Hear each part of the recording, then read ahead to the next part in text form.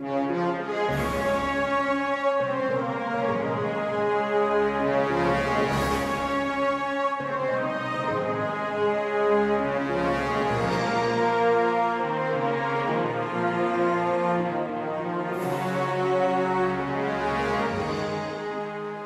the rise in the popularity of dioramas, a field that's my own particular interest, modellers are increasingly finding the need to create buildings to act as part of the backdrop to their military scenes.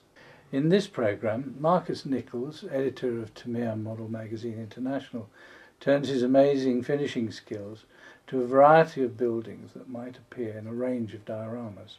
Using his pragmatic and down-to-earth techniques, he shows us how he weathers and details the basic structures and achieves truly realistic finishes, and at a surprising speed. Also, perhaps using some quite surprising materials. Let's take a look at European brick. And there are two basic ways to finish this, all really dependent on the order in which the colours are applied. I'm going to start applying an overall layer of XF57 buff. Pour some into the good old film container, some thinners, and a quick swill round to mix it all up. And I'm using an Iwata airbrush with a large capacity paint cup, which is ideal for this kind of technique.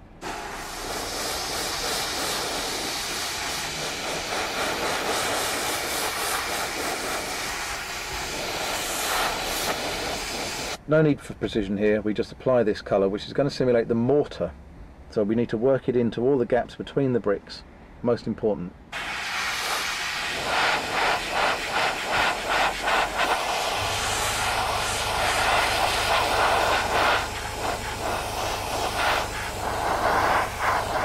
Spraying from a slightly different angle now, we can make sure we cover all of the areas that we need to.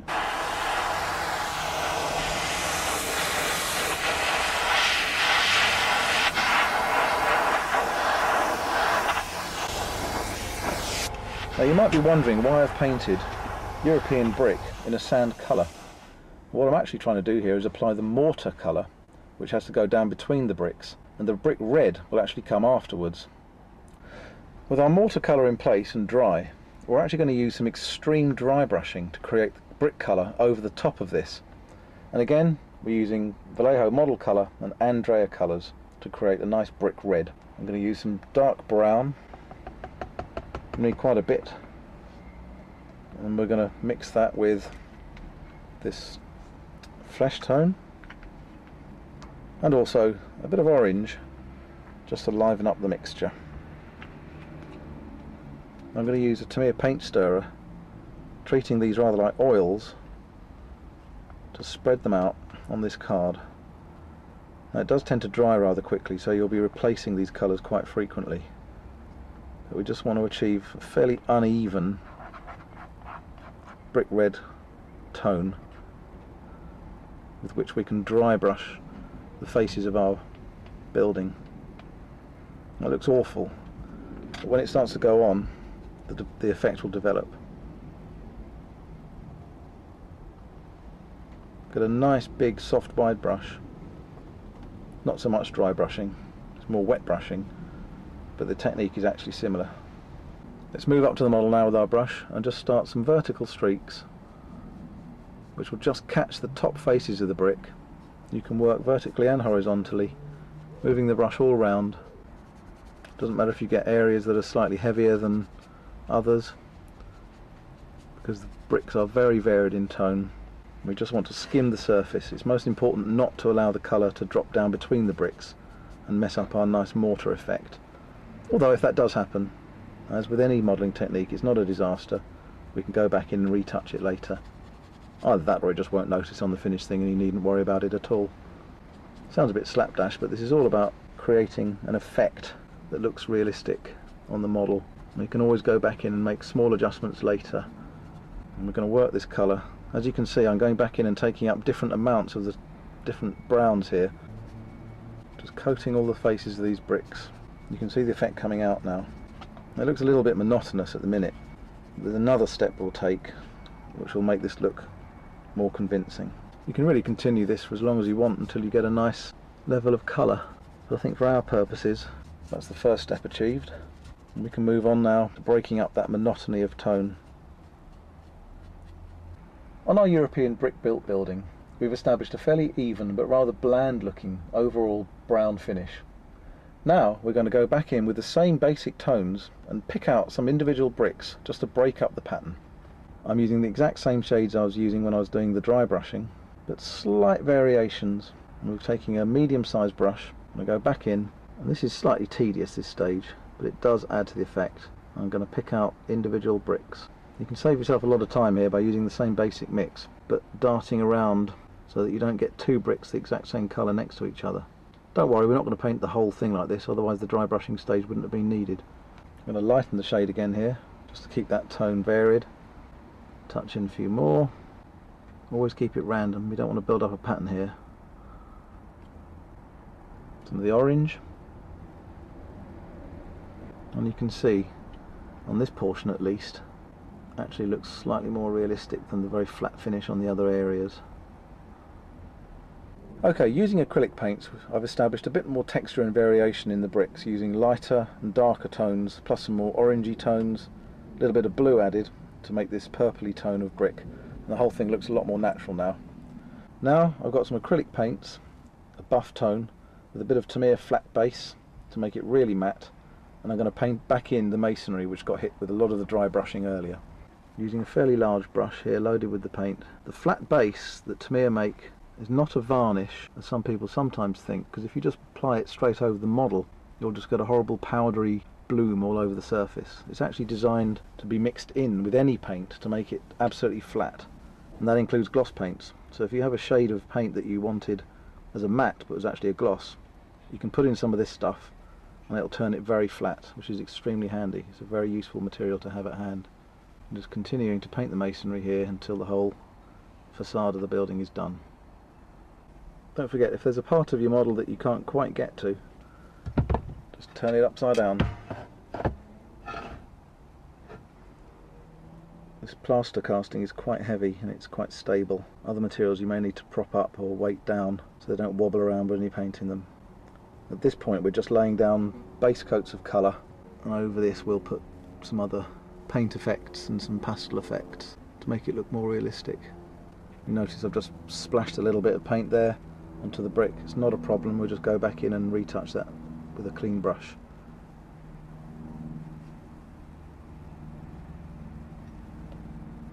These acrylic paints are extremely fast drying, very, very smooth and lovely dense pigments. They hand paint extremely well. Okay, now we've established some solid stone colour for our lintels and windowsills. Turn the model back upright and that looks a lot neater. Where the edge of the brick has been broken, we've got a very uneven surface, and in fact we could use a little more detail with the bricks because the actual strata of the bricks would be exposed. We don't have that, so what I've done is to dry brush the dark red over this edge to suggest that there's brick behind it, but I'm actually going to disguise the slight lack of detail with a gentle overspray of our mortar colour again. So we're going to keep this fairly thin so you can see a little bit of this dry brushing coming through.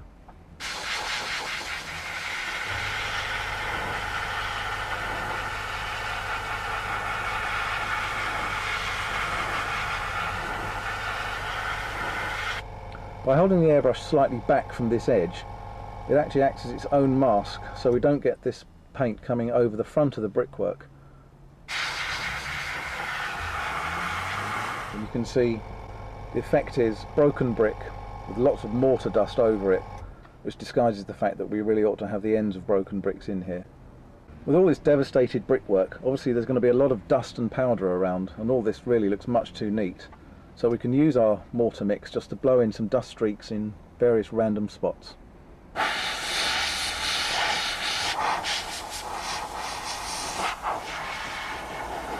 You can pull back slightly and just allow that dust to come slightly over the edge.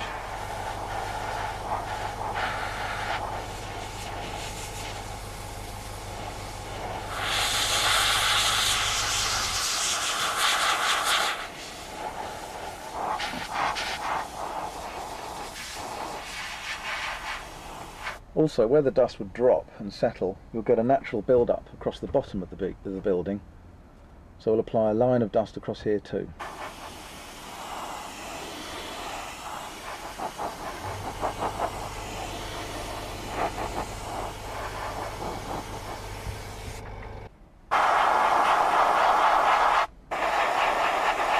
Some dust on the windowsills. And then we're going to turn the building slightly again and work up this edge.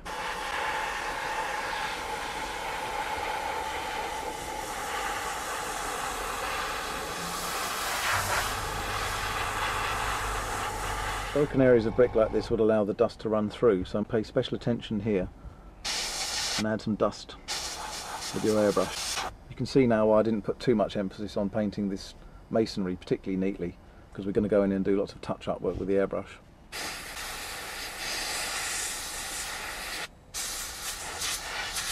Lots of vertical streaks.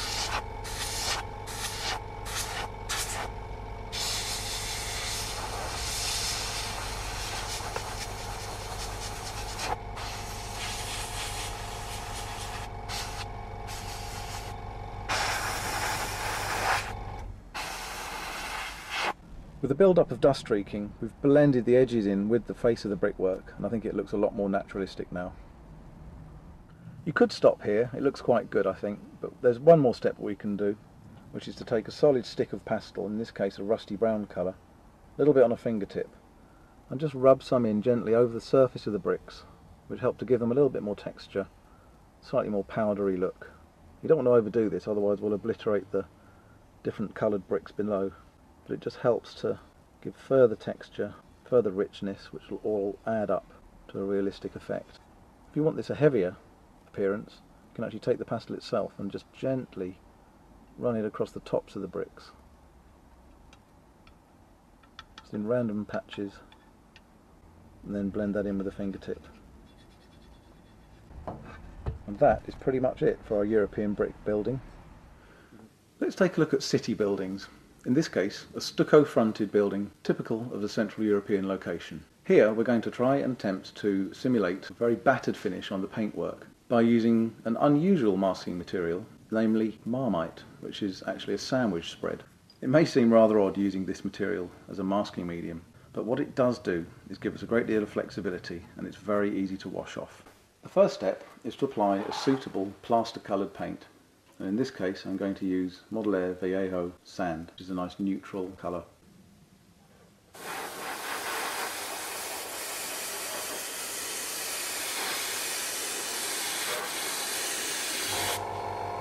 This doesn't have to be a really heavy layer of paint, just enough to suggest the plaster coming through.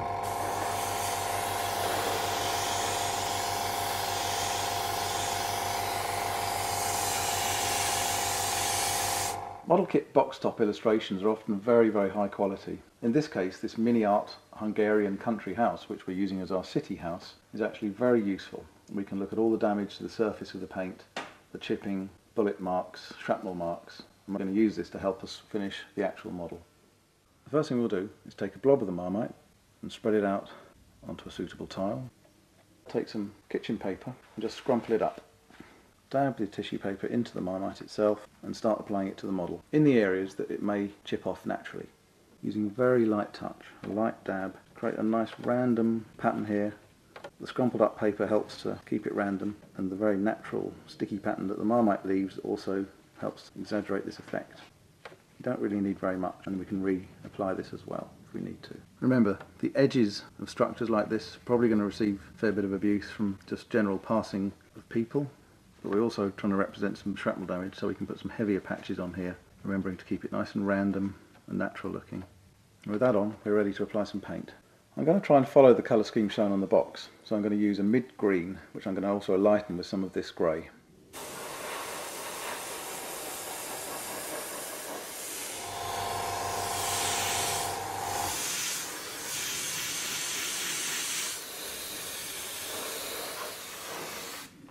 Now we have the initial layer of green, but over this I'm going to apply a little shading, which will require the addition of some pale grey in with this green mixture we already have. I'm going to use this paler green to create a shaded effect in the centre of all these walls here. and you'll see that build up as I apply it.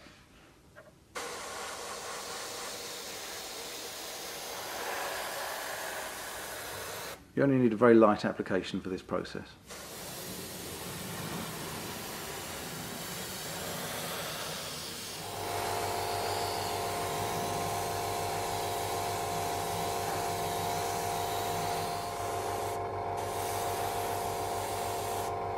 Okay.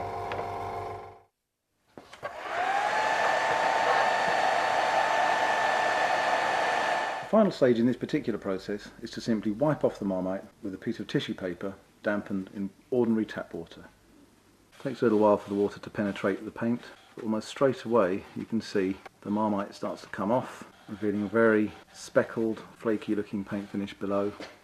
You can see the plaster colour that we put on at first starting to come through those green layers, revealing itself looking nice and chipped and damaged as though it's been standing there for a long time. It's a good idea to work over the whole surface of the model, even if you don't think you put some Marmite there, because you don't want to leave any spots of it underneath. And it's still wet, and there's probably still a bit more wiping to go, but you can see the effect starting to come through the paint there. It looks really quite effective. It's a good basis as well for further weathering. Where the most extreme damage occurs along the edges of the stucco, we want to simulate a completely exposed edge of plaster.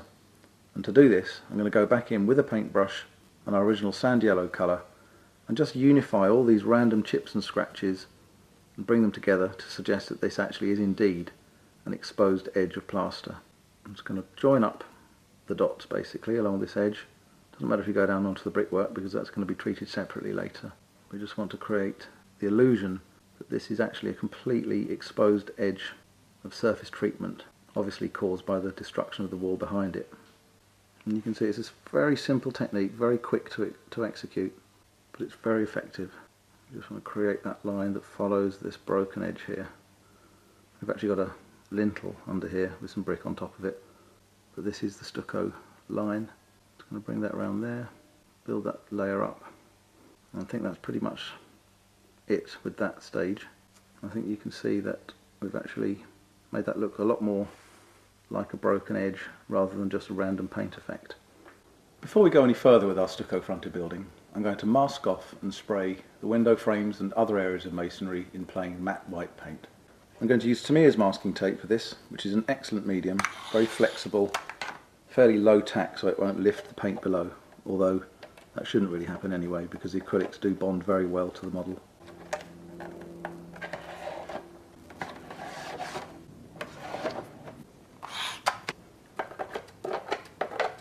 That's the basic masking of those areas.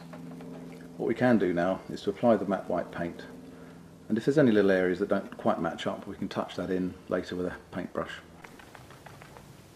I've actually chosen, instead of white, to use a very pale sand colour because I think that will just add the right amount of contrast to our green. I'm on a medium air setting here so we don't blow the paint all over the place. Quick test, and we can start applying our pale sand to the model.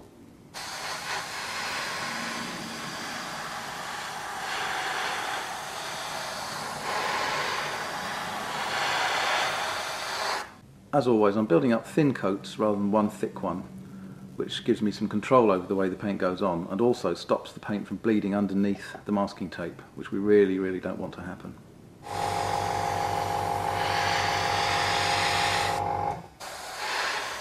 By working in a cycle like this, starting here, here and here, by the time I'm back to this one's slightly drier.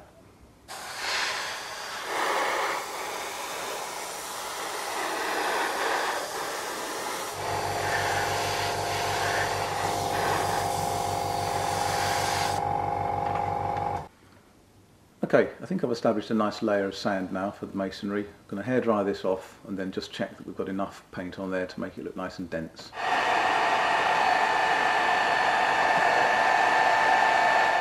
With the masonry painted, we can peel off the masking tape to see how accurate we've been. This Tamiya stuff is really very low tack, very little danger of you pulling the paint off.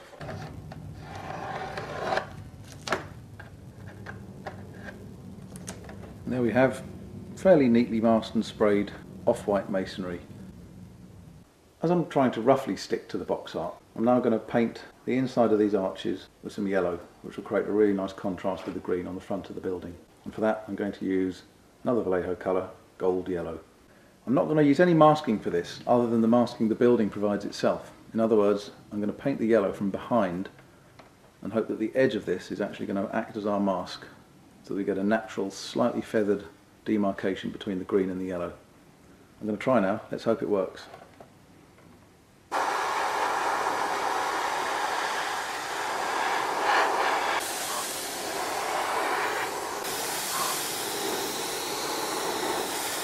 Notice all the time I'm keeping the airbrush behind the front face of this wall, and that way the paint will just blow out across the front and not get onto the green.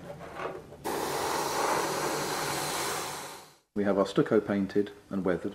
We've painted the masonry in an off-white colour, and now I'm going to hand paint these broken edges of brick with a slightly paler colour than I might normally use, just to make it look a little bit different to the normal brick-built building.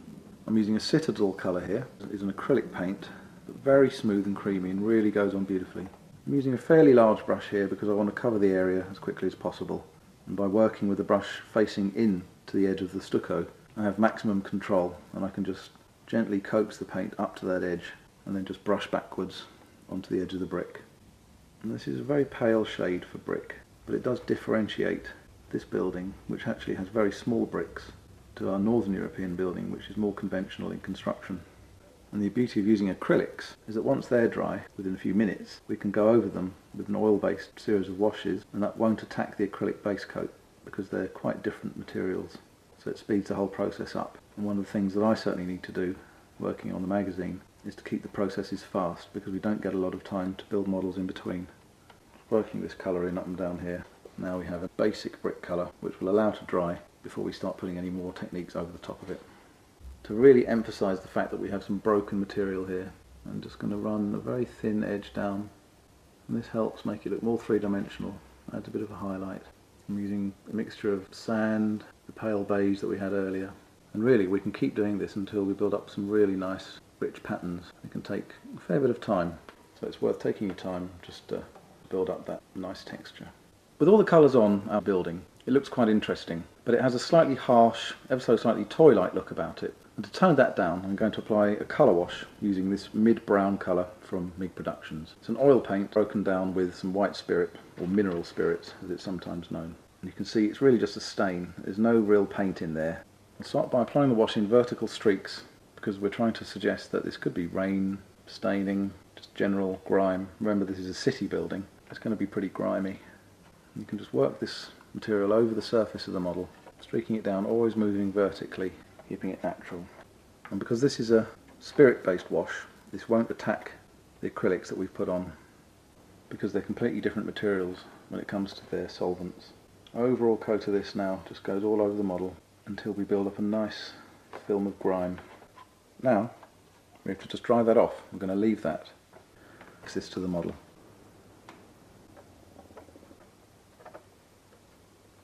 The bricks on our building look slightly raw still, so I'm going to use some MIG pigment to apply over them to simulate the mortar and also a general build-up of dust where they've been broken apart. I'm using MIG pigment's European dust here and some humble enamel thinners to make a paste. And that appears to be a very dark brown mix, but actually that will lighten to a pale sandy colour. You don't have to be particularly accurate with this. In fact, it helps if you do overlap the edge slightly, because it helps to blend that in. Just work the dust paste into the brickwork, making sure it goes between all the gaps.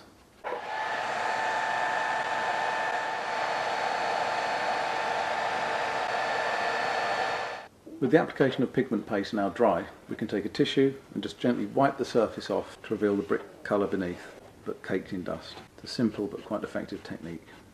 When you open the kit box and find sheets of vat form plastic, it doesn't look all that appetising. But actually, once they're all glued together, painted, primed, weathered, it all looks really quite realistic and much more substantial than it actually is. And now that's ready to go onto a diorama. Let's have a look at a completely different style of building, this time a typical rural European stone-built farm building. Here we have Model Victoria's rural house, which is a cast resin item, beautifully detailed, replicating a stone facade, and absolutely superb detail for us to work on. The first thing I'm going to do with this particular model is apply an overall coat of medium to dark grey I'm using German Grey 052 from Vallejo's Model Air range.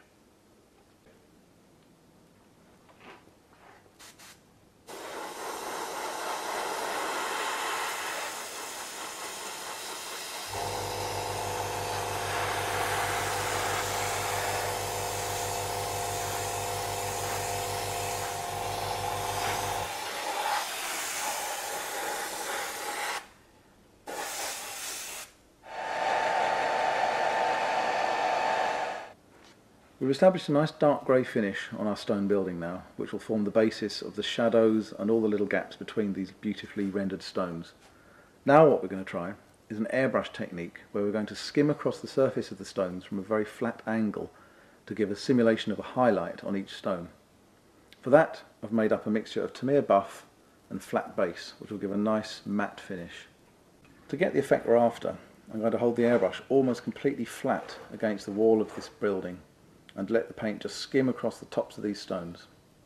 As you can see, only the face of the stone nearest the airbrush is getting any paint, and this simulates bright sunlight, which is actually where the building might be situated, in somewhere like southern Italy, maybe France. It gets a bit trickier when you get down to the bottom of it, obviously, because the airbrush has to lean over the model. We'll continue applying this technique across the whole surface of the model. And just let that build up and keep it fairly uneven as well, because we don't want it to look too uniform.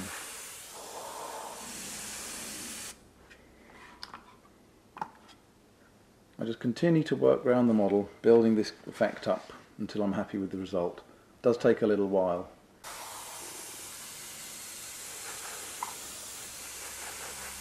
We occasionally do some spraying from the sides just to fill in the sides of the stones. We don't want to go from below, but it's okay to come in sideways just a bit. From this angle you can see that the stones look very yellow in colour, but when we turn the model round I think it becomes apparent that you can see the shading effect from below, which is our grey paint showing through. And the idea is to gradually build this up in layers so that it looks like the building is bathed in sunlight, but actually it isn't, it's just a paint effect. As you can see, we're getting there, but it is quite a long process to do, and you have to build this up in layers and layers and layers until you're happy with the result. If it's underdone, it looks a bit too simplistic, so we need to keep looking at how we're progressing, keep applying more paint, but keeping this angle very shallow all the time, otherwise the effect will be lost.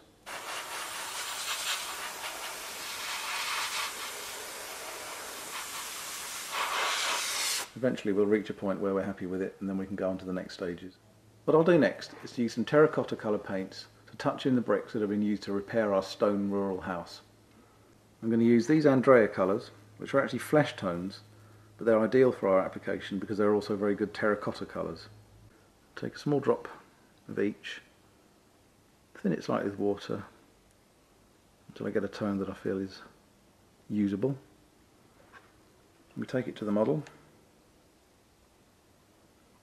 and just paint literally the top face of each brick in.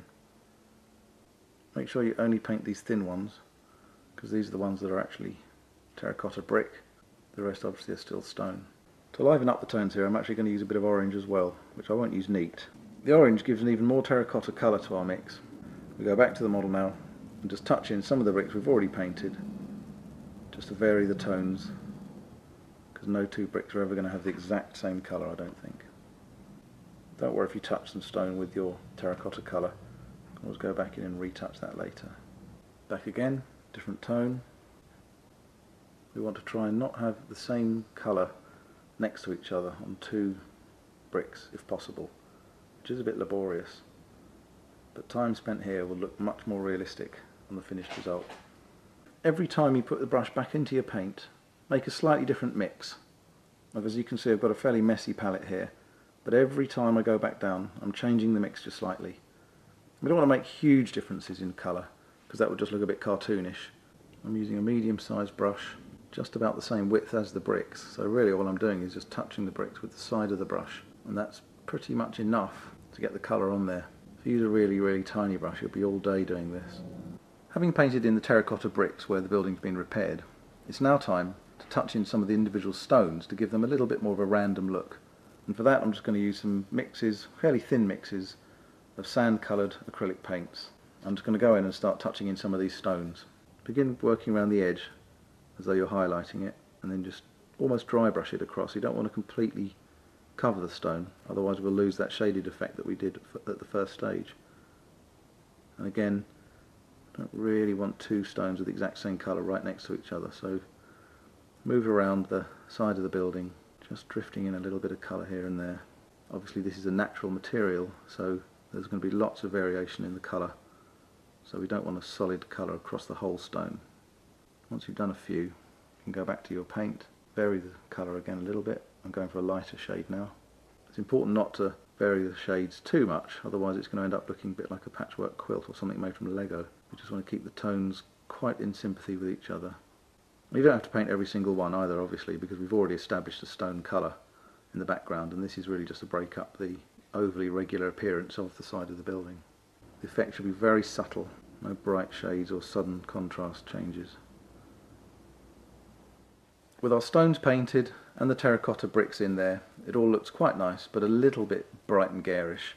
So I'm going to apply a very light, and I mean light, wash over with this light dust from MIG pigment. Again, I use Humbrol enamel thinners because it's a very, very light spirit that evaporates quickly and seems to break down the pigment very nicely indeed.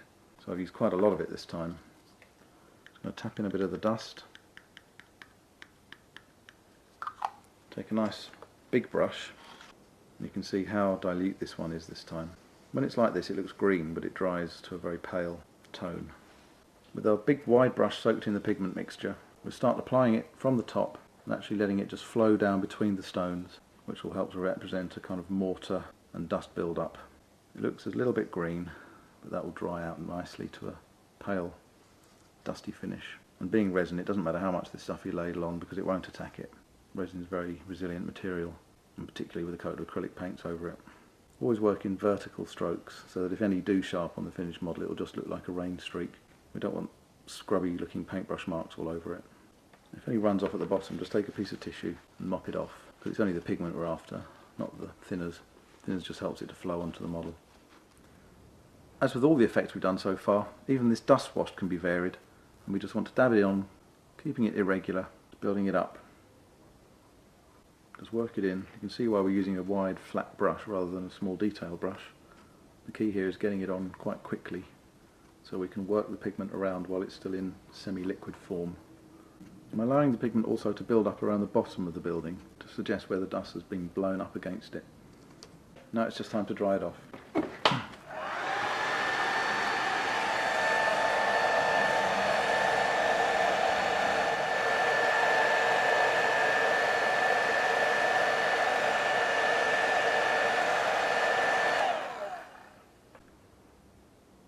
We're going to look at a timber frame building now in the wattle and daub style, and we're going to take a look at a mini art kit of a German shed, but it can apply to any kind of building really that uses this construction technique.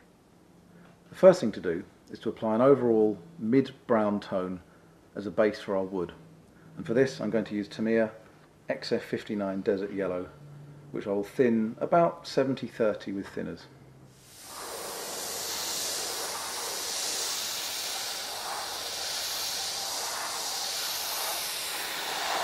I'm just putting the paint on the areas of the wood that we can see. There's no real need to do the flat panels because later on we'll mask off and paint these white.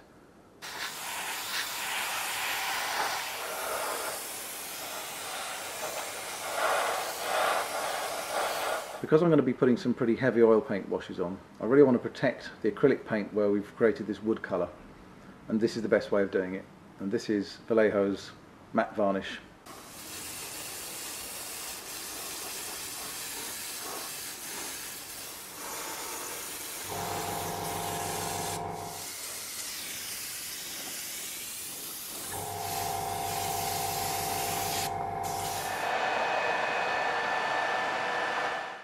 With our wood colour now established, I'm going to make an oil paint wash using this very dark brown, some white spirit, which is sometimes known as mineral spirit, and a nice soft wide brush which would be ideal to apply this particular mix. I'm going to make a fairly heavy wash here, and then start brushing it onto the woodwork, following the line of the grain. So I'm just going to run down each piece of timber. This is not a quick process. Try and follow the line of the grain. It's not absolutely essential because we can correct this later. But you can see the way that the dark oils bleed into the grain of the wood that's moulded in the model. As you can see also, I'm just going right over the flat panels in between. That's not a problem because we're going to mask that off and paint that later. So many of these techniques are actually hand applied. We just create the base colour with the airbrush, but you can do amazing things with a paintbrush. Incredibly versatile. I usually do most of my weathering work with a standard paintbrush rather than airbrushing it on. And obviously, being an oil paint, this will take a fair time to dry. And while it's drying, we can go ahead and paint some of the other parts of the model, perhaps the roof or any ironwork that may be involved, or some figures to go on the diorama if it's going to be used in a diorama. With the brown oil wash on the timbers, it's time now to mask off in preparation to paint the in-between panels. And I'm going to place this over the whole area that I want to mask, and then use this fantastic little multi-tool from Mission Models to press down the masking tape into the frame to make a nice, good, tight contact there. With this part of the model now completely covered in masking tape, we can take a brand new scalpel blade and just very carefully trim around the edge of the frame. It's important to use a fresh blade because an even slightly blunt one will drag the tape and cause it to ruck up and make an untidy edge. And I just use the tip of the scalpel blade just to lift that panel out, and this one as well. They're now exposed and ready to be painted. Traditionally, these kinds of buildings were painted white on the in-between panels, but it's a good idea not to use pure white because it will just look too harsh. So instead, I'm going to use this pale grey shade from Vallejo, and it's US light grey.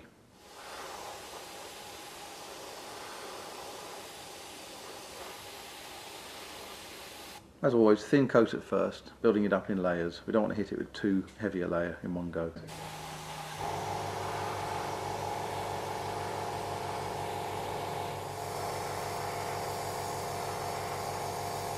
What we do now is let this dry and repeat the process until we build up a good depth of colour.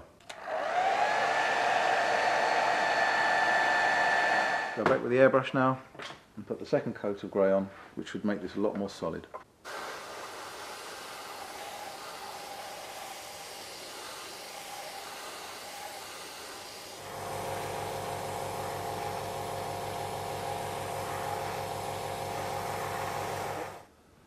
To give a bit more three-dimensionality to our model, I'm going to apply a very subtle shading effect while the masking tape is still in place.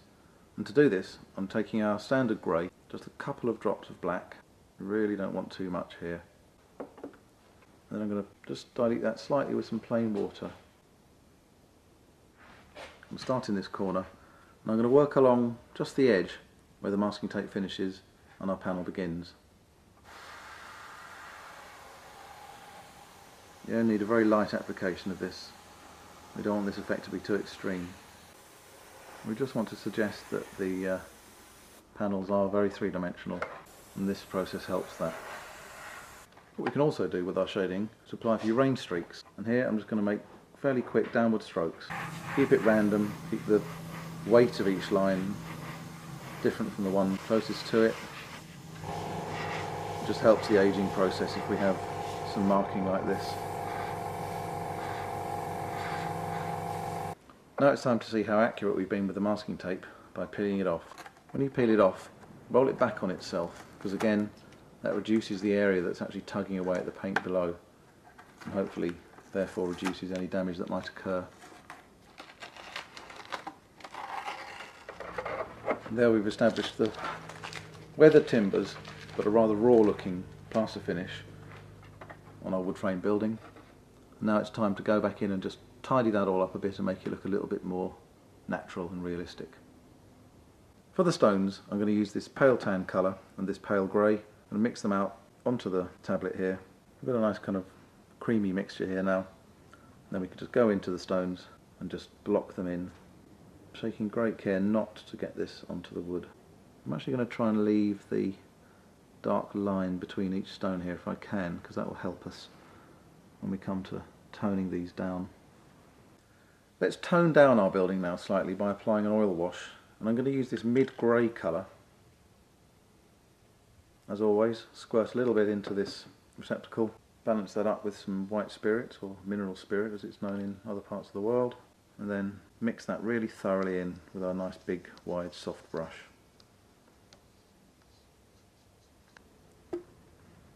As always, I'm going to work in vertical strokes down the front of the model, putting an even layer on. We don't want too much, but also don't want it to be dry. Going over the wood as well. This will help unify our timber frame with the plaster panels.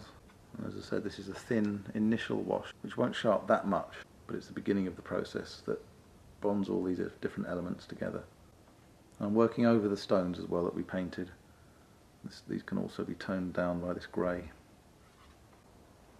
This will act as a filter, as it's sometimes known. It just alters the overall colour balance of the model.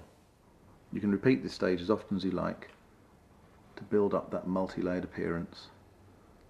And if you're worried about washing the oil paints off in between, you can actually apply a matte varnish in between each layer using acrylic varnish, which will give you the chance to work over and over the same area without too much disruption of the layers below. Mini-Art's box top illustrations are extremely good and perfectly adequate to use as painting reference for the model itself, which is exactly what I'm going to do. Here we can see the artist has used some very clever three-dimensional painting effects on his two-dimensional artwork to represent chips and damage to the plasterwork, which we can see here, around where the exposed brick is, and also up on the front face of the building. And these are a great guide in painting our model. The first step in applying these chips is actually to take some of the first grey we used to undercoat the plaster panels, dilute it slightly with some water, using a fairly fine brush. I'm going to go into the model and create a fairly faint pattern of scrapes and patches, using the box art as our guide. I'm just building up a fine matrix of scratches and scrapes and peeled plaster effect here, really just using my imagination and also the box art. Just want to keep it random, quite fine. We don't want any great big blobs and scratches if we can help it. And this just builds up to create a nice texture that will help the model look realistic. On our timber frame building, we have some areas of exposed brick where the plaster's chipped off. So I think now I'm going to use these acrylic paints from Andrea to touch those in, and take a bit of each colour and just block that area in with the basic brick colour. We can go back in again to alter these individual bricks for variety. And don't forget, these little pockets of detail like this are what people always look at, so it's important to spend extra time. Don't treat them as an afterthought. Actually focus on these bits because they are what give our model reality. These acrylics are very good for applying over almost any other finish. They dry quickly, they form a nice, solid, densely pigmented colour. With our three individual tones now, I'm going to just go back in and just touch in some of these individual bricks, just to vary their appearance a bit.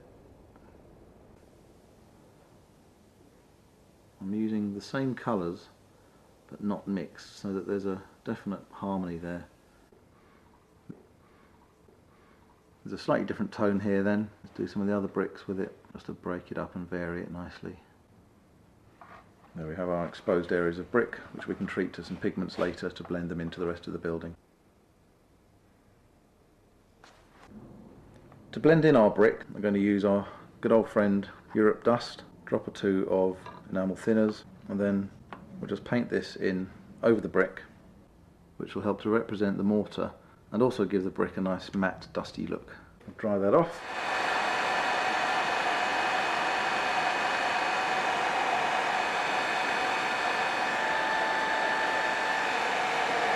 Quick wipe with a fingertip, which helps to reveal those bricks again, and that's all that's really required. Just to make our stone foundations look a little bit more natural, I'm going to apply a layer of, you guessed it, MIG Pigments Europe Dust. I'm going to apply this all the way along, and this pigment doesn't actually set or stick to the model like a paint does, it just sits on the surface, so we have to be a bit careful. But the good thing is it's extremely easy to reapply should you rub too much off. And as usual, we'll dry that off to see the effect develop more quickly.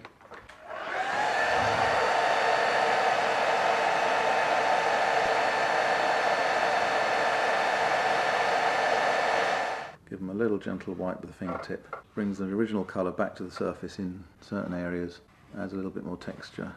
I think they look a lot more convincing than they did a moment ago. The next building I'd like to take a look at is a modern design like this block of flats. Typically, this kind of building would be constructed from breeze blocks, concrete and maybe reinforced steel girders. This is a pretty generic design, but it's typical of many modern structures that may be found in the Middle East or the Balkans or any other modern conflict. This particular kit is cast from plaster and therefore is pretty heavy when it's all built up.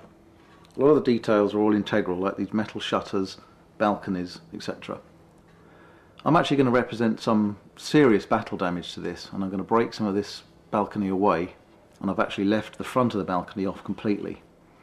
I'm going to use a pair of pliers and I'm going to try and break this corner off and make it look as realistic as possible without taking off too much material. Here it goes. That's not too bad. Don't want to go too deep. You can snap a bit away here. It's actually behaving itself reasonably well. So we've made our initial break, but it does look a little bit too clean and clinical here. So I'm actually going to use this very, very coarse file just to tap off this sharp edge and make a more scale looking effect.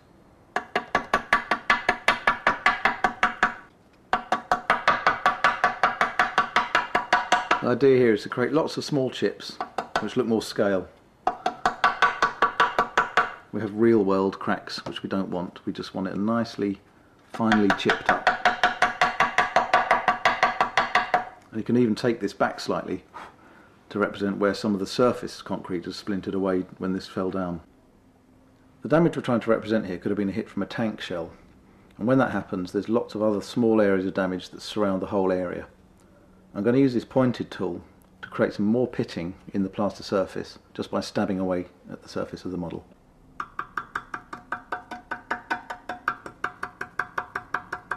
This takes a little while because it tends to make holes at first, until the chunks of plaster start peeling away. But this all adds to the realism of it. Imagine where the shell might have come in from and centralise your damage on that part.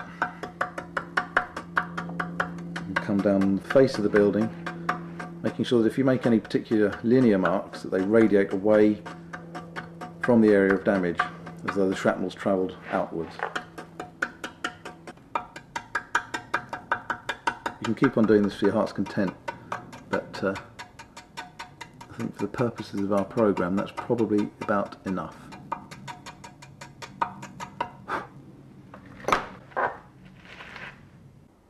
Where the corner of our balcony is being blown away, the steel reinforcement bars will be exposed. So we're going to drill some small holes into the edge here and insert some solder to represent those on our model. Ever so easy to drill into plaster, but we need to not crack it if possible. I've pre-cut some lengths of solder and I'm going to simply insert these just to see how it looks. Obviously these mustn't extend beyond the edge of the original concrete because they wouldn't be sticking out of it. So once they're glued in we'll trim them and make sure that it looks correct. I'm going to take them out one at a time and then refix them with a small drop of super glue on the end.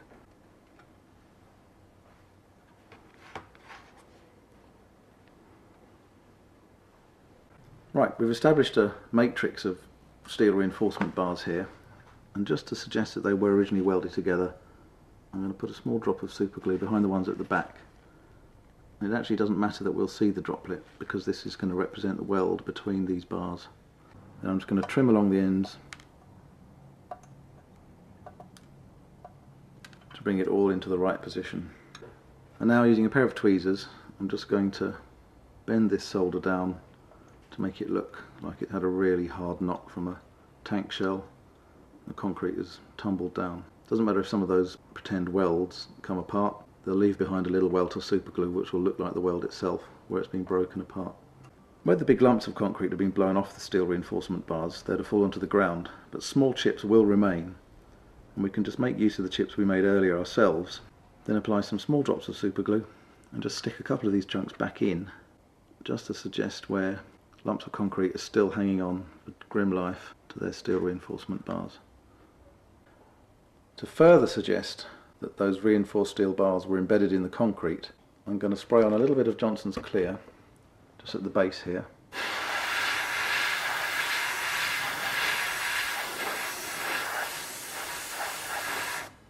And then while that's still wet, I'm going to sprinkle on a bit of our plaster dust. Just enough in there just to stick slightly, because there's always a bit of the concrete sticking onto these bars whenever you see this effect. And then to fix that in position, I'm going to turn the air right down on the airbrush, otherwise it will just blow that plaster dust off. And then I'm going to just dust on a little bit of the clear.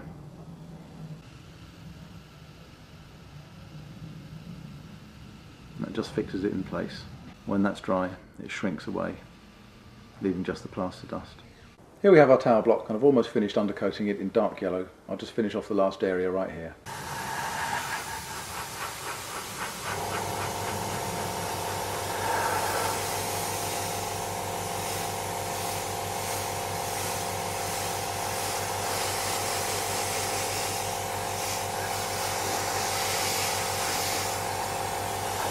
Now that we've established a desert yellow base colour, I'm going to add some white paint to make a much lighter mix.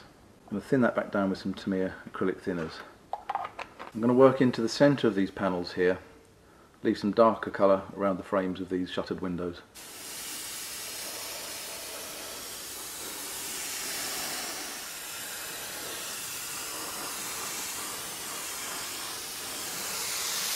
We have one stage of shading on. Now I'm going to further lighten this sand with some more white to apply an even higher key level of shading. Thinned again. I'm going to apply this in a slightly more restricted area of the model, just to make several levels of shaded appearance, because this building is supposedly one that stood out in the sun for a long time and the colours have faded, it's become dusty and quite beaten up. So reload the airbrush and back onto the model. I'm going to lean it back so I can see what I'm doing.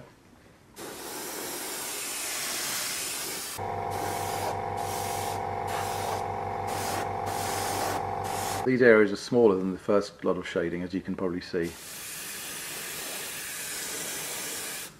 What I'm also going to do now is to use this mix to create some downward streaks to suggest travel of moisture down the front of the building at night.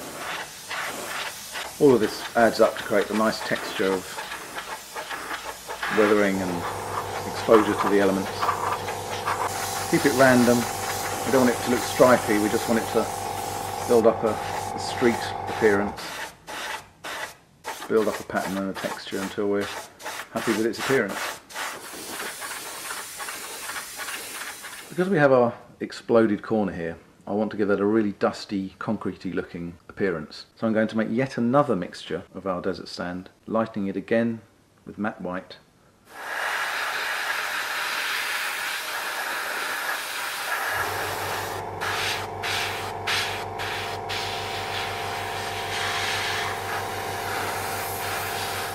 Because of where the shell from the tank hit and we have this radiating pattern of damage, I'm going to do the same thing with the paint in the airbrush, radiating out from that corner to further suggest that this is where the path of the dust would have travelled.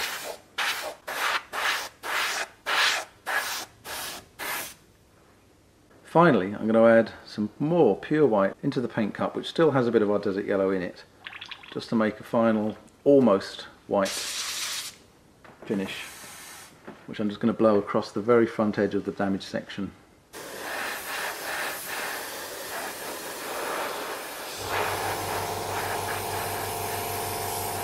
And that'll do. We have the base colours on our building, it's all shaded and looking nice and dusty. Now we just need to paint in the steel colour for our reinforced strips. I'm using a dark brown, one of my favourite shades again, this German camouflage brown from Vallejo. Mid-sized brush. I'm just going to go back in and hand paint these bars. You don't have to be too precise here, because we're going to go back in again and retouch these, because we're obviously going over all these little bits of extra concrete that are dangling from them. The brown obviously isn't a metallic shade, but it does give a good foundation for a well-weathered steel finish. We don't really want the steel to look metallic anyway, because it doesn't really look that way in reality. It'll have a fine coating of oxide over it. Where the brown paint has encroached onto the little rocks that are hanging off the strips themselves, I'm just going to touch those over with this sand from Vallejo, just to hide the little splashes of dark brown that have gotten onto the rocks, just to try and keep things looking convincing.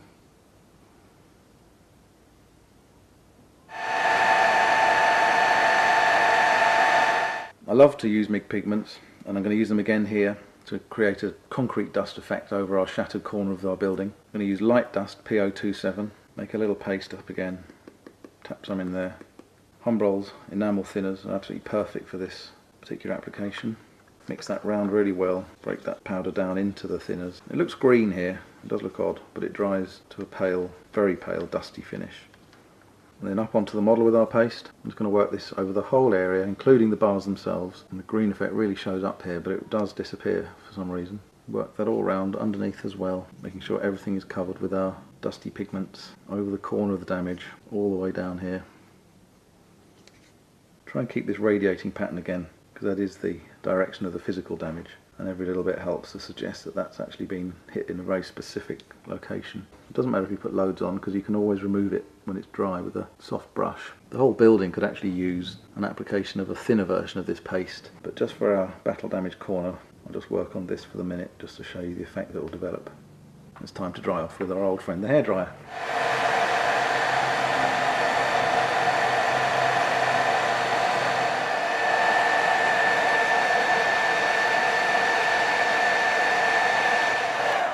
I'm going to use this quite wide brush, which I've actually cut down slightly, just to work this dust further into the face of the building. Start off by just dragging it down, because we don't want any of these hard edges that you can see to the dust. Work it around. Remove a bit from our steel strips, because we don't want them to be completely caked in the stuff. Don't want to go too far with this, because we don't want to remove all the dust, but we're just moving it around a little bit on the surface of the model. To give our steel reinforcing strips a little bit more of a rusty appearance, I'm going to use yet another MIG pigment, this time standard rust. You only need a really small amount of this. A drop of thinners, make a little localised paste here, and then just going to paint this onto the exposed strips of steel. It's dotted on in fairly random pattern. In this case it doesn't matter too much if the rust gets onto the surrounding rock, because the rust will, when it happens, it will leach out into the surrounding concrete area. It also helps to blend it all together. So just touch the bars in random areas, work it all round. Particularly want to get the very ends of the bar where it's snapped and left a fresh end of steel that's just corroded. I'm going to dry that yet again.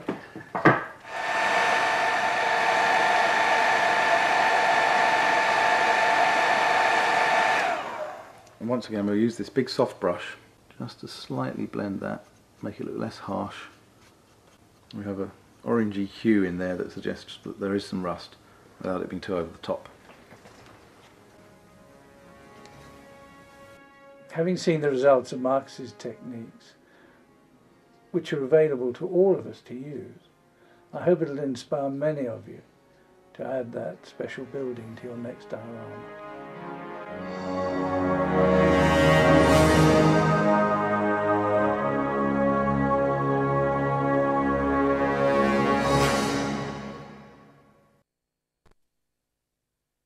You might find that you overdo this bit, so you can go back in with your dark brown again and retouch, and it's just a case of going backwards and forwards until you arrive at a point where you're happy that you've got the effect you're after. Don't worry that you have to redo things, because it's fairly quick to redo things at this level, but it is worth fine-tuning it to get just what you want, because the end result will be worthwhile. In fact, I have indeed gone over the end of this bar with a bit of my sand, so I'm going to just pick up some of the dark brown again and just touch that back in. Simple as that. If you accidentally overdo this shading, it's not a problem, because the masking's still on. All you need to do is clear out the airbrush, go back in with the grey, cover it again, and then reapply your shading in a more subtle manner.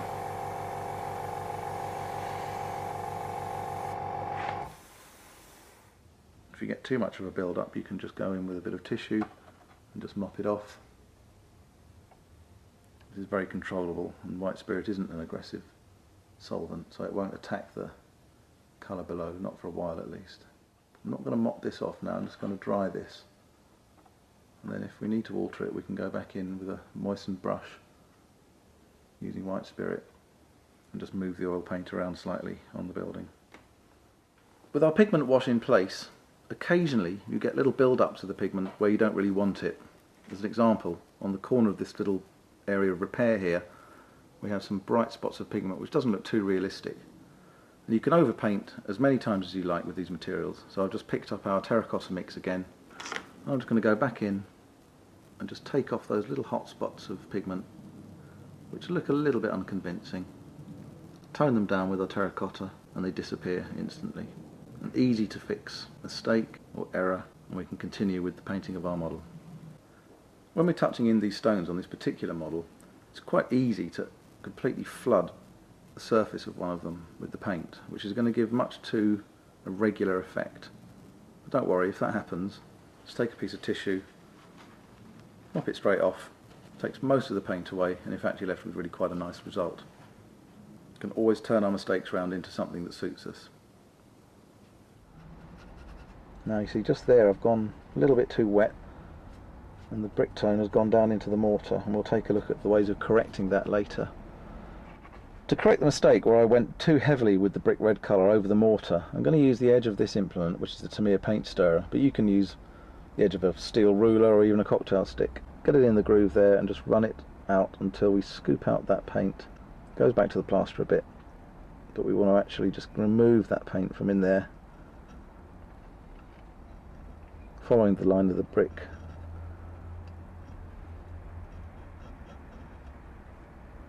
And we're kind of back to where we started.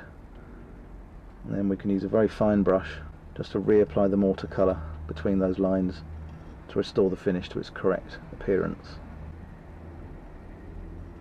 Okay, mistake corrected.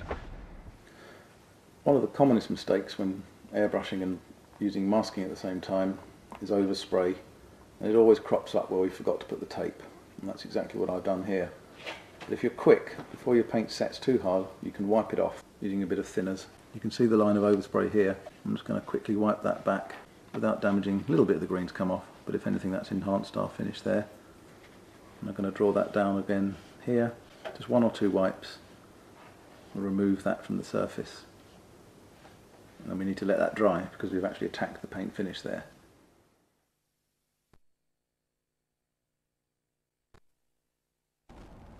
As an alternative to applying the mortar colour first and then dry brushing brick red over the top of it, we can actually work the other way round.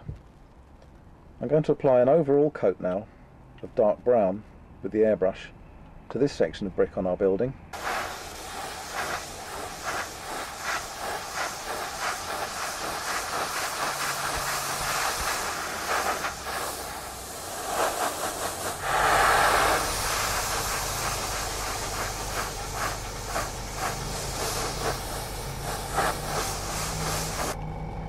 A nice solid coat of Tamiya XF10 flat brown, which establishes a good bricky colour. Then we'll dry that off.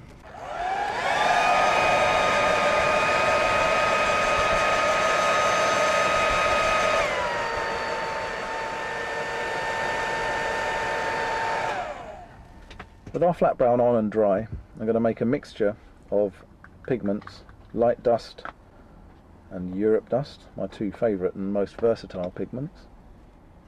I'm going to take a paintbrush, mix those two together, and then add some umbral thinners. Turn this into a paste. This is like cooking equivalent of a roux. Everything starts from a basic paste and then we work it into different effects. And then we just paint this across that brickwork. And we really need to make sure we work it all into the grooves there, because this is actually going to be the mortar effect, working completely the other way around to the first effect we looked at. Work that all in. Looks pretty horrible at the minute, but as is always the case with these pigments, the effect only comes out when they dry. Okay, and it's hairdryer time again.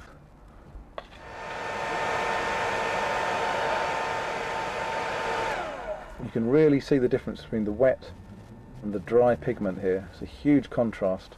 It's always important to know what the pigments are going to do before you apply them, because it changes a lot in appearance.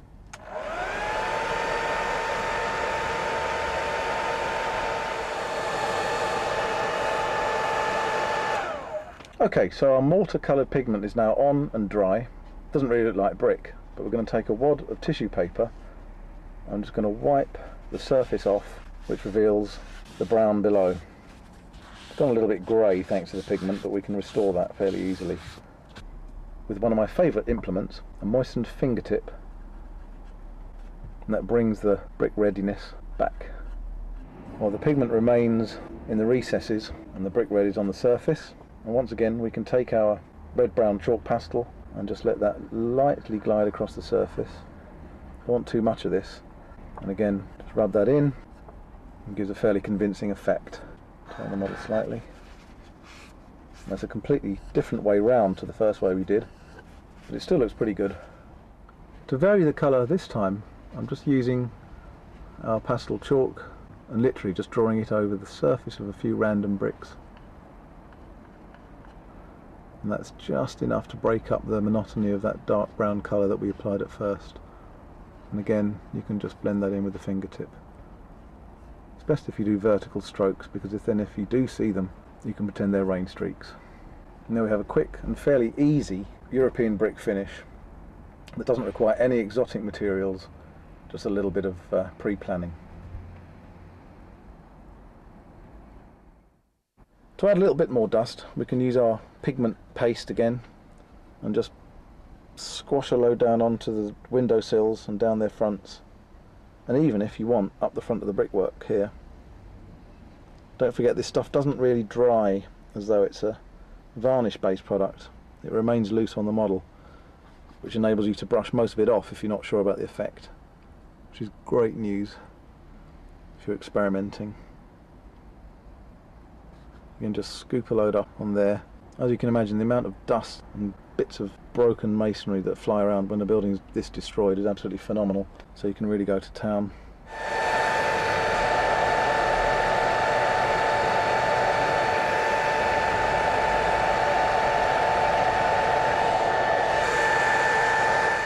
You can just blend this in slightly with a nice fan brush, just removes the surface excess without destroying the effect. You get a really cool looking dusty effect all over the front of this building.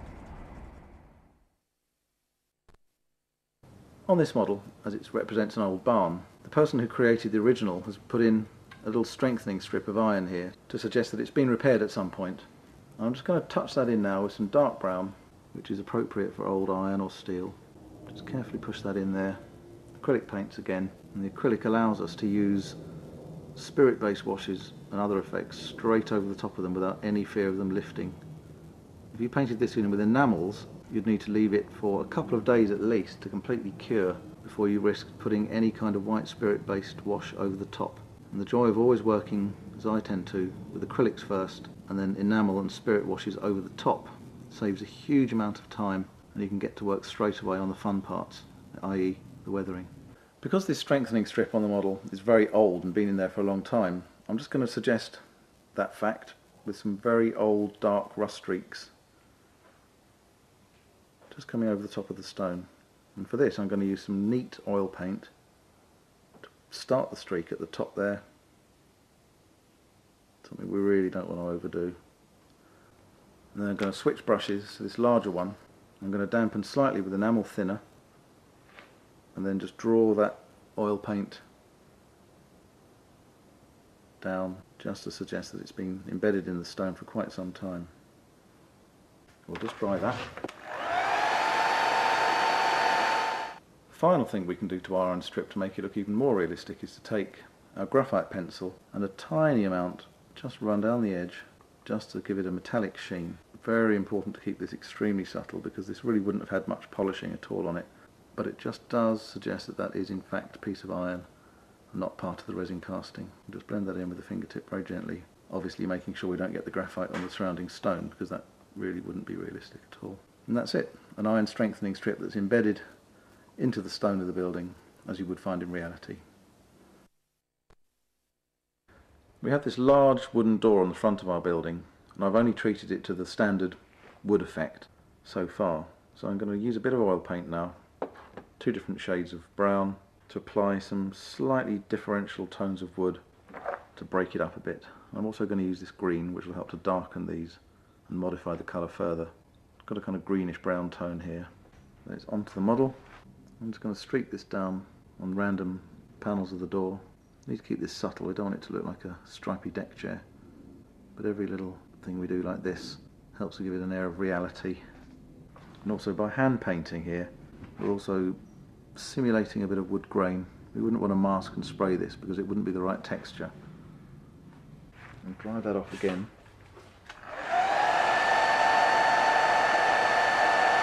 And while that oil paint is still soft on the front there, where we just applied those washes, I'm going to use a wide brush I'll draw that straight down, and this will help just blend those in slightly and soften the effect. We're not removing the paint, we're just blending it all together so we don't get any actual brush marks appearing. Where we have this broken edge of plaster, I'm going to go back in and just touch along this edge to really emphasise the fact that this has cracked away. I'm also going to extend these scratches and chips and scrapes backwards across the surface to suggest that pieces have peeled off and been pinged away during the shock of the blast. And just build this up, back away from the edge, just to reveal some fresh plaster underneath. And we can let that dry. Our building has obviously gone through a very hard time, and one of the things I think I would like to do now is to suggest that it's actually burnt out. We can see in this picture a very heavy application of soot that's come out one of these windows, and we're going to try and simulate that on our model. The first colour I'm going to put on actually isn't black. We're going to use some dark brown because we want to give this a multi-layered look as well, and the edges of the soot sometimes look more brown than black. So with this brown loaded in the airbrush, I'm going to start by doing a vertical pattern up from these windows.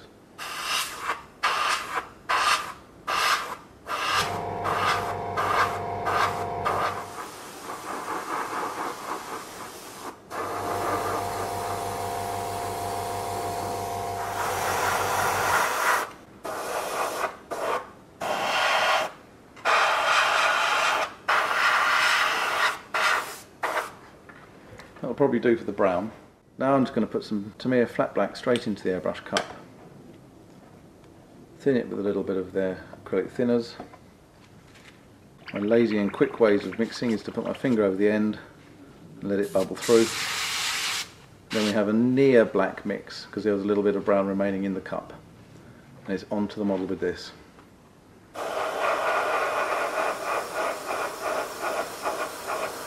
What I want to try and do here is to keep the black in the centre and allow the brown to remain up the edges.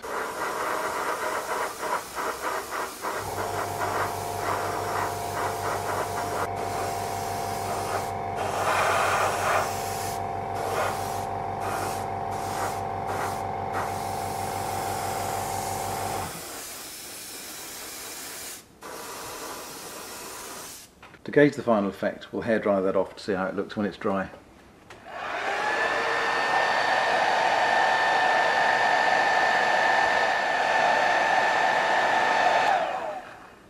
There we have it, two very simple steps creating a burnt out effect on the face of a building. Now it's time to paint in shutters, which in this case are cast integrally with the plaster building. And first thing to do is to mask them off. I'm using Tamiya tape here, which is extremely useful for this job. It's low tack, very flexible, so it shouldn't lift the paint from below, but it will stay on for long enough for our purposes. I'll build up a frame of the masking tape first around the area I want to go, and then just fill in behind it to blank it off. The tape's flexible enough to allow me to place it over the front and actually just push it around to cover the little bit of stone that's still showing on the inside edge of the frames here. And that'll just protect that enough from the airbrush so that it doesn't get coated with the metallic finish we're going to use. It helps if you're precise, but like anything in these modelling techniques, if you make a little mistake, we can always go back in and hand paint and retouch. And further weathering techniques will actually obliterate most overspray anyway. With our nice precise Tamiya masking tape frames in place, you can back it up with some cheaper material. We don't want to waste our reasonably expensive Tamiya masking tape doing this. I'm going to use Revell number 91 to paint the shutters. Metallic paints in enamel form airbrush slightly better than the acrylic equivalents. Pick up some of the paint with our pipette, which gives us maximum control, and straight into the airbrush cup. This is slightly thicker than the acrylics we've been using, so it does take a little while longer. Humble enamel thinners, and again, lazy man's mixing technique. Blow air back through the paint cup. I'm actually going to turn the air pressure down a bit here so that the paint doesn't go everywhere, because metallic does tend to settle on the adjacent areas. And let's try this out.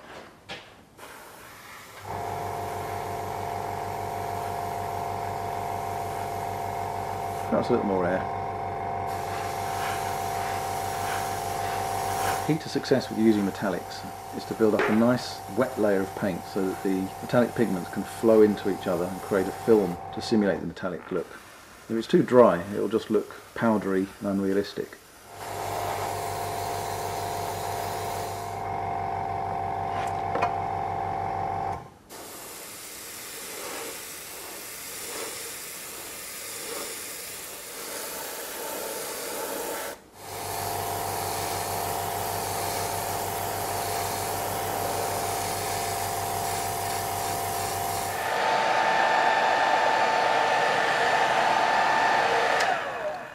Having established the basic metallic colour on our metal shutters, we're now going to try and simulate a galvanised appearance. I'm going to take some cellulose thinners, sometimes known as lacquer thinner, only really need a small amount, and then a tiny amount of Tamiya flat white, which will mix with cellulose thinners, just to create a very, very light colour wash. You can see how thin that is. It's just like a stain. And using this particular airbrush, which has a very, very adjustable air control, I've dialed the pressure right down to almost as low as it will go, so that all we're getting from the airbrush is a very, very faint spatter. And using this, I'm going to apply it onto our shutters. Now maybe you can tell by the almost complete lack of air sound coming through the airbrush how low I've got the pressure set. We're just drifting this spotty pattern over the metallic paint. Cellulose thinner just attacks it enough, and the white, when it dries, will just about be apparent to make a slightly different shade of metallic grey. I'm going to apply it to this end shutter as well. Just a very faint mottled pattern. It's quite subtle and perhaps not that apparent on camera, but it is there and it does look rather like galvanising. To vary the colours a bit on our building, I've decided to paint in one of our shutters in a pale green. And for this, I'm going to use Vallejo Green Zinc Chromate. I'm going to lighten it with some light grey. I'm not going to put a solid coat on because I want to remove some of this to suggest some further paint damage. So I'm just going to drift a light layer on.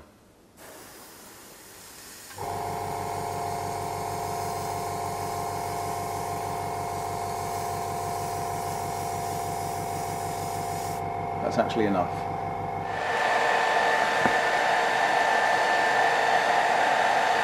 With our very thin layer of green on, I'm going to try and suggest some extreme paint chipping now by putting on a piece of parcel tape, pressing it over, rubbing it down and pulling it off quickly. It gives a very scraped and chipped appearance to that shutter, I think just as how it would appear in reality.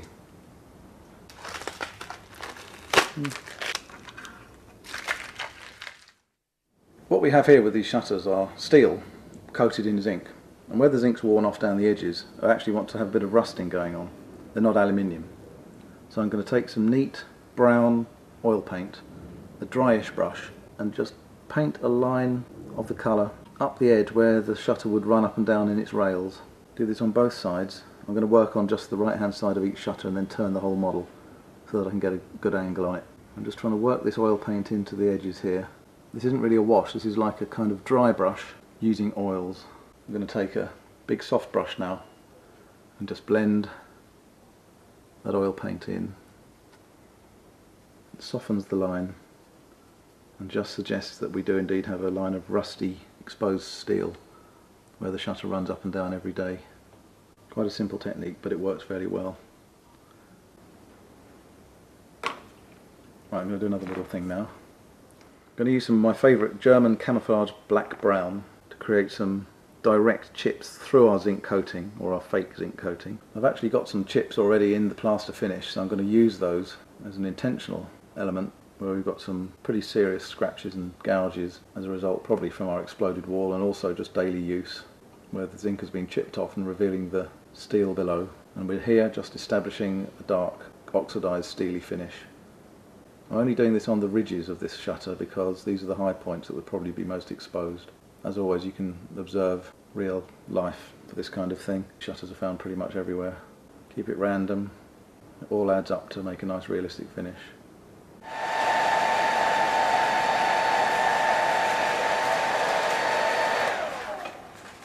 Now we have the dark background colour for our steel chips. I'm going to go back in with our nice rusty coloured oil paint and just cover each one again with that brown. We'll make streaks from these downwards in a minute, but the first thing to do is just to get some oil paint over these scratches, which we'll then smooth out with our brush. It doesn't have to be hugely precise because we're going to blend this in a moment with our soft brush, but it's important to get every single one because a rust streak would form from every one. Let's go back to our soft brush again and then just draw this downwards, blend it in, and then we can also, to enhance this effect, take a little thinners and just make short flicks downwards, which helps to accentuate these rain-induced rust streaks.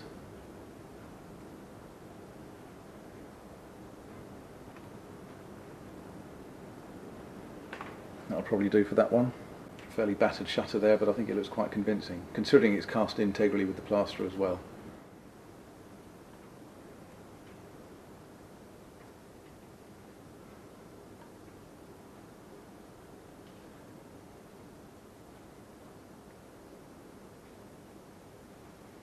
Now this final shutter appears to be a doorway, so I'm actually going to paint in a black door step because it will help to blend the model into a diorama should it be used in one. It helps to unite it with the groundwork because it's telling us more clearly that this is actually indeed a door. As we have a very dusty corner here where the building's been shattered, I'm going to try and continue that using some dry pigment this time, just on the edges of the window frames, because obviously the dust would have fallen down and settled here. I don't want to overdo this, otherwise it will obliterate a nice rusty look. But as this is a very dusty environment, it's important to capture that appearance. It does in fact help to tone down some of the rust, which isn't a bad thing, because in some areas this is a bit extreme. Also, if this is an abandoned building, the shutters won't have been open for a while and the dust will have really settled in. I'm also going to run a line of this dry powder across the bottom of the building, which will aid us later on if this building is used in a diorama. Don't worry about the pigment that falls onto the work surface. If there's loads of it, you can collect it up and put it back in the pot, but normally just blow it away or hoover it up. Move on to the end one.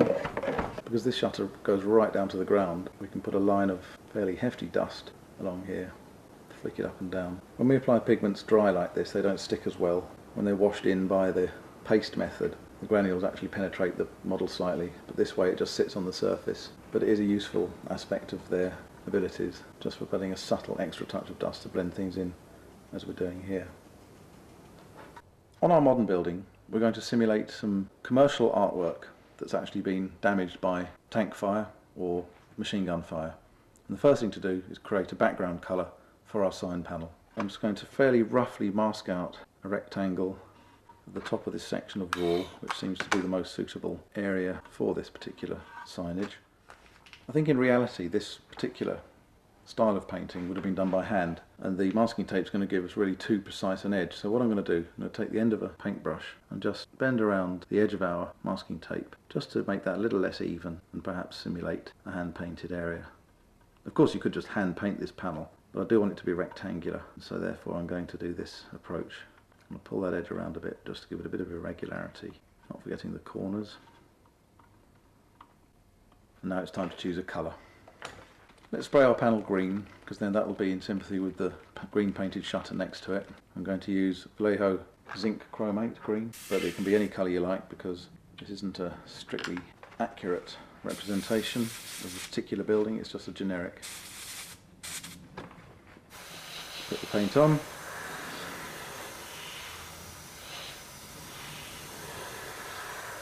Just going to put it on slightly heavier around the edges, and then just let it fade slightly towards the centre.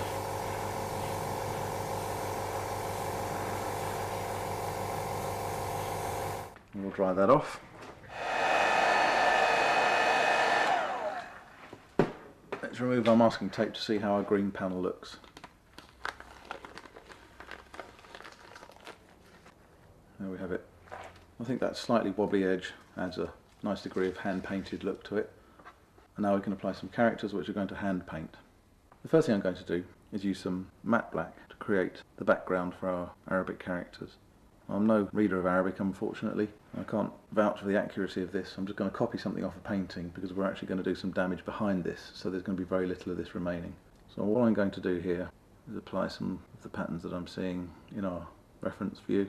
This looks all a little bit random, but by the time we finish with this area there won't be much left to see. So it's not critical that it's absolutely accurate.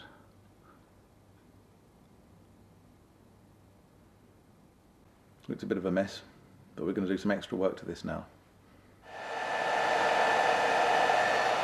Now we've painted a black background to our characters, I'm going to use this pale grey again and paint in the centre of the characters, giving a black border with any luck.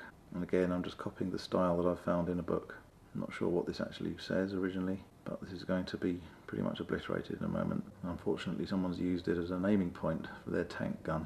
So we're going to now simulate a hit on this wall, and that involves the use of some tools to knock out some of the plasterwork, and then we'll give it a nice dusty look to look like it's been struck by something powerful.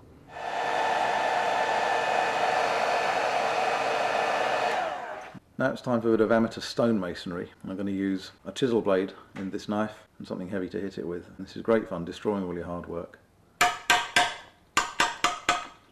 I'm just going to take some chunks out of this face here. The plaster cracks realistically just like concrete would. You don't want to go too hard because we don't want to split the whole building, although I have to say it is fairly strong.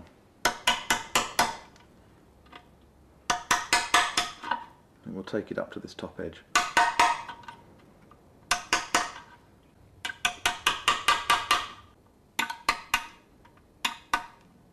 I'm just going to now tap the surface.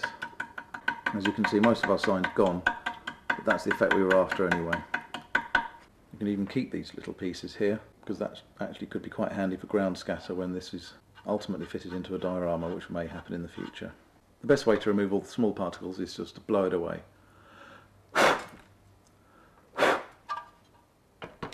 There we have the main hole where the tank shell struck, and now we're going to go in and refine that damage.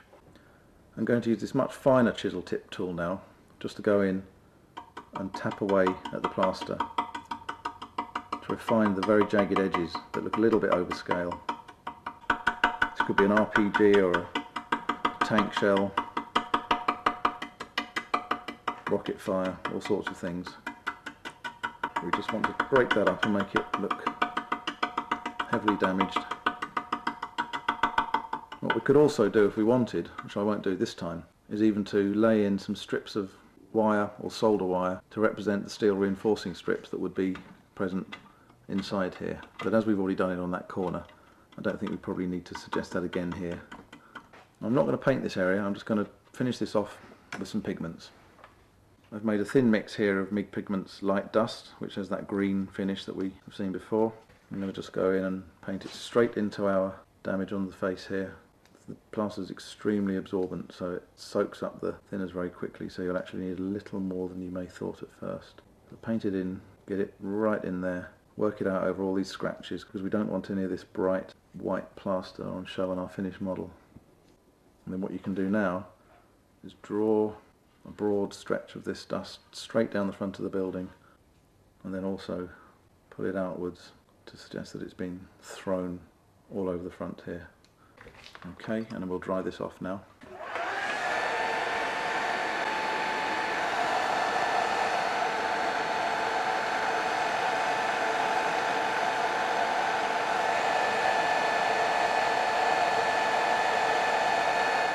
Final thing to do here is to use our wide, fairly stiff brush just to work that dust in, make it look a little bit more natural. You can wipe some of that away with a fingertip, and that just reveals that lovely jagged edge where the remainder of the sign is. And then just work the dust around, make it look a little bit more realistic there than when it was just painted on. And there we have a quite obvious strike from something military that's hit the front of our building, radiated out all these gouges, and where they've been aiming at this commercial sign. It adds another little nice spot of realism to our modern building.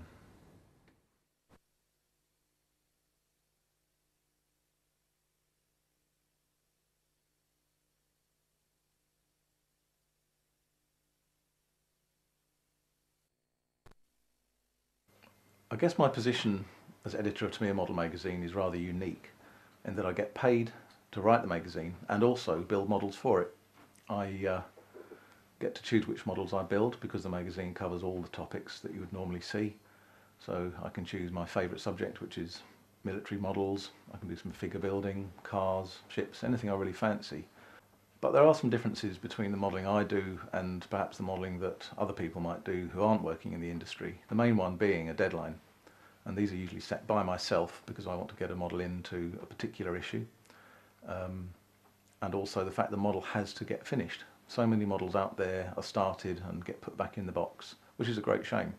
But I have to have a model finished for a particular date to be photographed, maybe for the cover, for the big shot of the model inside, and also the model has to be photographed as it goes through this production process. So we have to have the pictures of the kit parts being built and then being painted, assembled, and it has to be done in a fairly thorough way so that we can show what goes on with the model making process.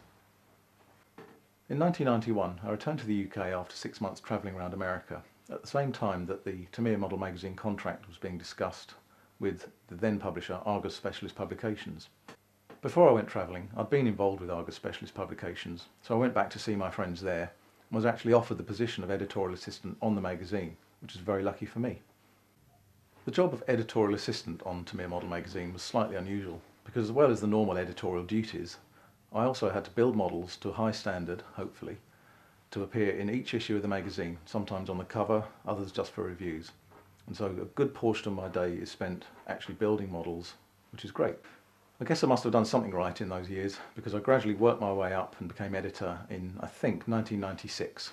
And in that time I built about 200 models and enjoyed every single one, a huge amount of variety and a lot of modelling fun. Now, building that many models in that short space of time means that I had to develop some techniques that would allow them to be finished quickly and on time to the deadlines. And the models have to look pretty good too, because they're going to be photographed in close-up in this photo studio and published in the magazine. When I'm building models for the magazine with a limited amount of time, I've had to develop particular techniques to speed things up. And you may have noticed that I use the hairdryer a lot. Now, some modelers find this a bit of a cheat, or they feel a bit embarrassed that they're using a hairdryer. I don't. I'm really proud of my good old hairdryer, and it means that I can dry some acrylic paint in 1 minute as opposed to 10, and work straight on back onto the model, putting weathering techniques straight over those acrylics, which are also very useful to me because acrylic paints do dry very quickly and they can be worked over straight away. As the editor of To Me Model magazine, I'm in a very privileged position to see new materials as they become released onto the marketplace and get to try them out as well and show them to the readers, which is one of my duties. Of course, I'm really lucky as well as the editor of the magazine because I get to see modelling from all around the world and the latest techniques like Phil Stachinskas' hairspray technique, which is a great development for armour modelling weathering, and lots of other little nice touches as well, pin washes, the famous pigments that we've used a lot in the programme, and lots of other new materials and processes that have been popularised by modellers from every corner of the globe. All modellers like to receive praise for their work, and I'm just the same, but I get my kicks, instead of going to clubs and competitions, from just putting them in the magazine every month, which is a great privilege, and it gives me a real buzz to see my work in print each month.